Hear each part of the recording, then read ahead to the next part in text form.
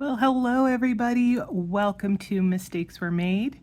Today we are going to do our budget with me for the first pay period of February. I cannot get over how quickly time is going by. I can't believe it's the end of January already. I feel like I say that every year and for pretty much every month, but it's true. So let's not waste any more time and let's get started here. I'm going to zoom in so that you guys can see. And I've done a little bit of prep work on here already. I probably could have noted the time period we are working with here. It is February 1st through the 15th. So I think this may be the first budget with me that we're doing where we do not know an exact amount for either one of our paychecks. Usually we know what Mr. M's paycheck is by the time we're doing a budget with me, but it just so happens that this pay period that we're looking at, the paycheck has not dropped. Both of ours comes in on the 31st, and it is Monday, so that's another 4-ish days away. So we don't even see either of them as a pending amount in our account, but that's okay. We do have our minimums that we have in place for each of us. For Mr. M, it is $1,850. And for me, it's $2,225.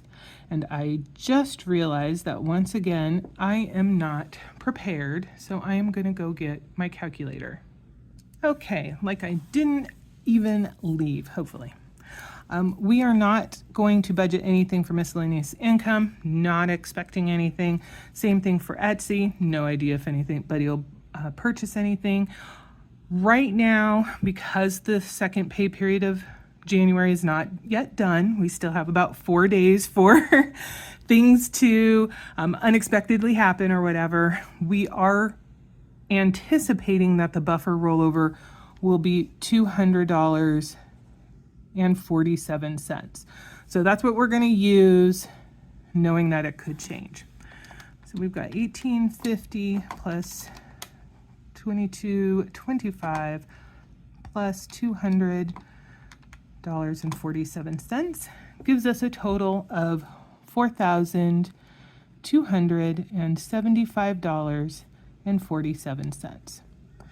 Next, we have our mortgage early month costs, those sorts of things. These are the only things that we are paying right now because these are the only ones that fall within that 1st through the 15th time period. I did cross out the ones that don't actually matter, and we've created a line for the healthcare premium by whiting out something that does fall within the second pay period. So we've got $875, $15.49 for Netflix, $11.99 for Kindle, $129.25 for my car insurance. Water bill, we're doing the guesstimate amount. Now we could go back and look at the last few months to see what we were charged, but with a utility, if I don't have the actual bill yet, I really prefer to use our kind of guesstimate amount just to be on the safe side. Most likely it is going to be the same amount that we were charged in the, like last month and the month before, but that's just one of my quirks. Mr. M's car insurance, $255.75. And then we have my healthcare premium, which is $206.28. Okay, let's go ahead and add those together. Now, we will, during this new month, February, be seeing an increase in our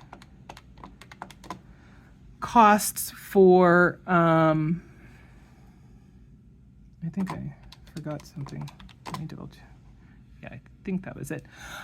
For our mortgage, I don't know if it will end up being a payment that we have to pay in February that's bigger, higher than what we're currently doing, or if it won't come to pass until March, being that. But February is the month that the servicer of our loan does their, annual review and analyzing things to determine what our new mortgage payment is going to be, because our property taxes went up and our homeowner's insurance went up. So we will be waiting to see, what impact that has, and of course adjust accordingly. Okay, so we've added that all together, and that comes to a total of $1,628.76. We're going to subtract that from the $4275.47, which leaves us with $2,646.71. Now, with this being the first pay period, we do not have any budgeted emergency funding. That doesn't mean that at the end of this, we won't put some money towards that, but it's not part of the actual budget. The only thing that we are going to put in is the $200 for now. So we'll do that, and that will drop this to $2446.71.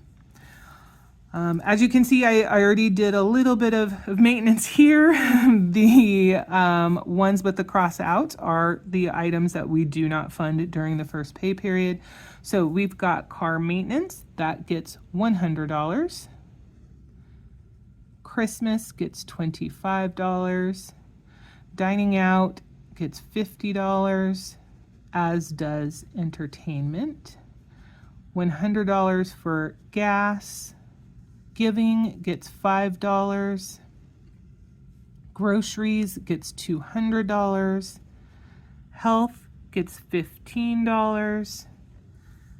License gets $11. Pets gets $125. And taxes gets $20. So we've got 100 plus 25 plus 50 plus 50 plus 100 plus 5 plus 200 plus 15 plus 11 plus 125 plus 20 gives us $701. These amounts typically don't change very much once we've made an overall adjustment, so I wouldn't be surprised if we see this number going forward for a while. We are going to subtract that from the $2446.71 we had left over, and that puts us at $1,745.71. Okay. And we're just going to put that number right over here, because unlike when we were tackling our credit card debt, we do not have any budgeted debt reduction payments. We are taking what money is left over after we have accommodated our standard pay period costs, and then seeing what is left over and attributing money to go towards debt at that point. So 1745 will be there, and we'll move on to my guilt-free spending, which is still the $30. And we can do the math on that. That'll bring that to $1715.71.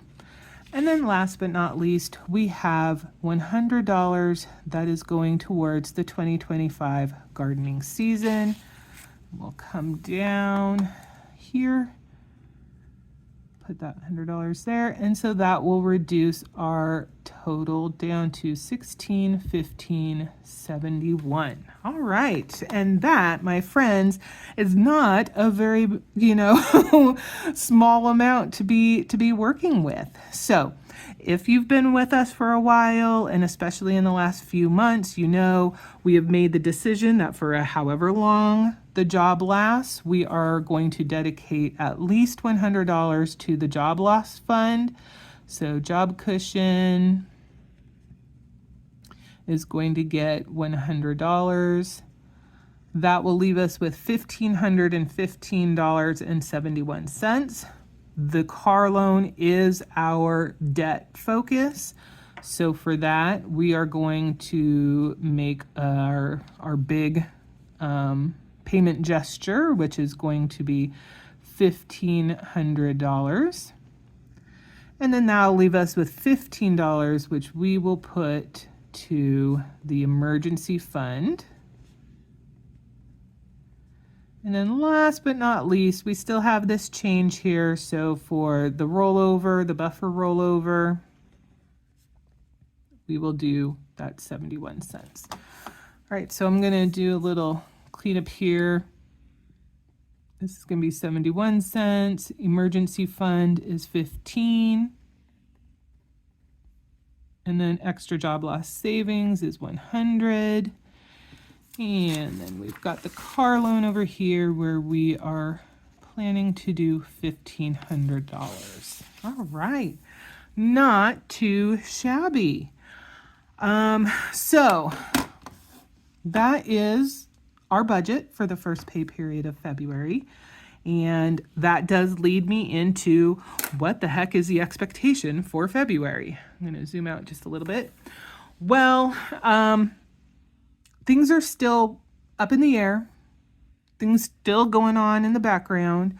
There was a little bit of movement on that, and it went in a direction that I wasn't particularly expecting. And so I'm not entirely sure what effect that is going to have on decisions or possible results.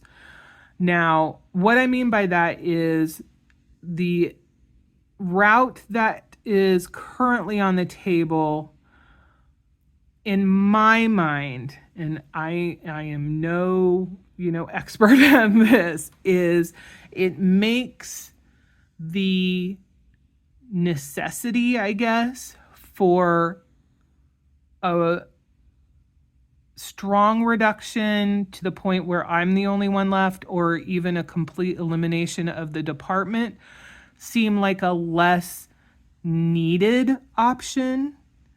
And so that would, mean that things staying the way they are, or maybe having a small reduction in the department, feels like that would be more likely, or make more sense. Now, again, this is just me speculating. This is not even my boss kind of talking this out. This is me looking at what I know of the situation and what makes sense to me.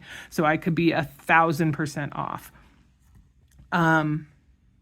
Of course, the the other side of it is we are still in bankruptcy, and there are certainly things before the courts that still could have the worst scenarios come about. So, it's really kind of hard to separate the two, because who knows what the courts are going to do and what decisions are going to be made there. And that could have, some kind of effect that could range from the no change to everybody's gone, even if the effect of what is currently on the table for this other little piece might have only resulted in a partial reduction or something like that. So, at this point, everything is still on the table as far as what could affect our employment. That said, at least for now, and I don't remember if I mentioned this already, like maybe in the budget with me for January, for the second pay period of January.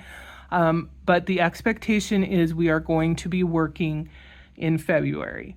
And I'm using that phrasing very, very deliberately, not to say working through February. Again, the courts, they've got a lot of stuff before them, and something could come down that avenue that says, well, this department is no longer needed. So potentially we could see a mid-February layoff. And I do think I explained this before, but I'll just in case there's new people. Previously, the process that the company was doing was if there was going to be a layoff, it was going to be essentially your last day would be the first day of the next month. So if we were talking about layoffs for January, we would work the first business day of February, and that would be our last day. And the reasoning behind that was that would then afford that now laid off employee to have as much of a full month of healthcare coverage because they worked in February at least one day. Now that the company is not providing healthcare coverage, that consideration is really no longer there. I haven't heard anything to say that they might make changes to timing for layoffs, but a big reason for how they organized it is now not an issue, so there is the potential. If we were going to be let go mid-month, I would hope we would find out sometime this week, because then that would still give the standard minimum time frame that they have been trying to make sure people get of 2 weeks. Now, we have previously in the past been given more like 3 weeks up to a month, but at minimum, they want to give 2 weeks. So if that's going to be a thing, I would expect we would find out sometime by the end of this week. So for now, we are working in February. The tentative expectation is through February, which is great. My hope, of course, is that we will also be working through March. If we can work into March, have a mid-March layoff, that's, we'll take what we can get, but ideally we would work through March. And March still is that this is the absolute latest that we could possibly work, as far as my boss's kind of estimation. I will say he put out there April, but there was no real force or expectation behind it. Depending on how things go with the courts, there could be some delays that push timelines that they're following back. And I think the thought is, if that were to happen, there could be the slightest avenue where the work that we do would still be in some small way potentially needed. And so that's the avenue in which we could see maybe in April.